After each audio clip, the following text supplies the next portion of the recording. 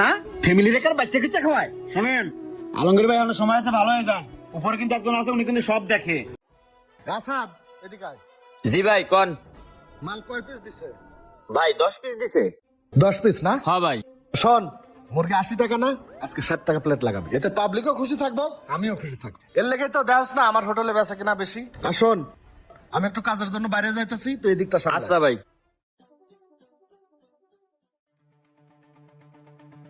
চাচা এই মুরগিটা একটু বানাই দেন তো। মুরগিটা বানাই দিব মানে?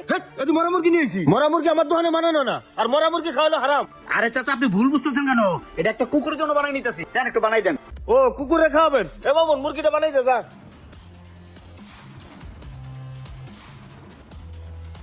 এই লঞ্চ চাচা। হ্যালো বাবা। ধন্যবাদ।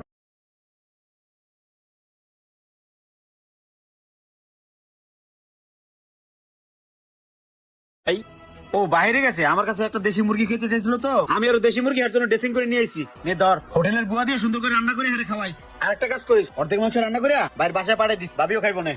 ভাই বাসায় তো হোটেলের খাবার খায় না। আরে ভাবিরে কই যে মুন্না ভাই দেশি মুরগি দিয়ে গেছে, কইলে খাইবো না। ঠিক আছে ভাই। বাইরে কিন্তু রান্না করে মনে করে খাওয়াইস। আচ্ছা ভাই। গেলাম তাহলে। হ্যাঁ আচ্ছা যান। এই মনাই, দাঁড়া দাঁড়া দাঁড়া। আরে ভাই, তুই যে দেশি মুরগিটা দিছিস না, সেই হয়েছে। তোর ভাবিও খায় খুব খুশি। তখন কয় টাকা দেওয়া লাগবে? আরে আপনি ভাই মানুষ, আমার রাতের একটা মুরগি খাইছেন, এটা আবার টেয়া দাম লাগবো ভাই, টেয়া দাম লাগবো না। কি ব্যাপার মুন্না ভাই, সকাল সকাল মরা মুরগি নিয়ে পুরো এলাকা ঘুরে বেড়াইতেছেন? আবার দেখলাম ওই মুরগিটা আমেরিকার দোকানে ড্রেসিং করে আনছেন। ওই মুরগিটা করছেন কি ভাই কোন তো? আরে মুরগিটা ড্রেসিং করেছি কুত্তারে খাওয়ার লেগে, কুত্তারে খাওয়াইছি।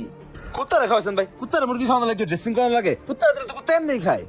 আরে এটা যে সে কুত্তা না, এটা হলো দুই পাওয়ালা কুত্তা, দুই পাওয়ালা কুত্তারে খাওয়াইছি। মুন্না, ওই মরা মুরগি দিয়ে তুই আসলে কি করছিস? না মানে ভাই, ওই মরা মুরগি তুই আমারই খাওয়াইছিস। মুন্না, এটা কাম করলি মুন্না? তুই আমারে খাওয়াইছিস, আবার আমার ফ্যামিলিরে খাওয়াইছিস। তুই জানিস না আমি আমার ফ্যামিলিরে হোটেলের কোনো খাবার খাওয়াই না, ওরা বাইসে বাইসে খায়। ওই মুন্না, এই, তুই কি মানুষ না অমানুষ? তুই কি জানিস না মরা মুরগি খাওয়া হারাম? খাইয়া ভাই বমি হয়, খারাপ লাগে না?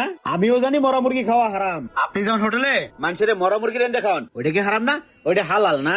রাইতের আন্দারে মরা মুরগি পিস হিসেবে কিনে নিয়ে যান হোটেলে, অধিক ব্যবসা করেন। একটা মুরগি 20 টাকা পিস কিনে সেই মুরগি রান্না করে 400-500 টাকা বিক্রি করেন। ভাই আপনিও হারামের কামাই খান। আর কি ফ্যামিলির কথা, ফ্যামিলিতে হোটেলের খাবার খাওয়ান না, অথচ হোটেলের পাশাপাশি যত খাবার আছে কাস্টমারে খাওয়ান। আপনি রমজান মাসে সাড্ডার নামিয়া 3 দিনের বাসি বুট বুন্দিয়া পেঁয়াজু এগুলো কাস্টমার কাছে বিক্রি করেন, তাও ফালাক না। আপনার ফ্যামিলি আর মানুষের ফ্যামিলি না। আমরা কি মানুষ না?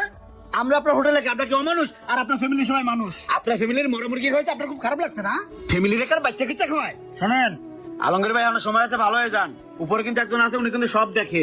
ব্যবসা হালাল ভাবে করবেন, ব্যবসার মধ্যে নবীজিও করতো। আজকে তো মরা মুরগি খাওয়াইছি, এরপরে ডাইরেক্ট কুত্তার মাংস খাওয়াবো। মুন্না ভাই, আপনি এতদিন পরে একটা কামের কাম করছেন। হালাই ফাজিল, চলেন। তোরে আমি আমরা হারাম হালালের দোহাই দিয়ে অনেক কিছুই খাই না, অথচ এই সমাজে ঘুষ খাওয়া হারাম, সুদ খাওয়া হারাম, সেগুলো অনবরত খেয়েই চলেছি।